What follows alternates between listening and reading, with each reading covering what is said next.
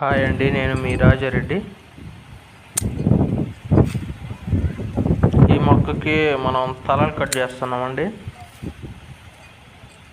ఈ తలలు కట్ చేయడం వల్ల మనకి చాలా లాభాలు ఉన్నాయండి. ఇది 2 ఇయర్స్ 3 ఇయర్స్ దాకా మనం కట్ చేసుకోవాలండి.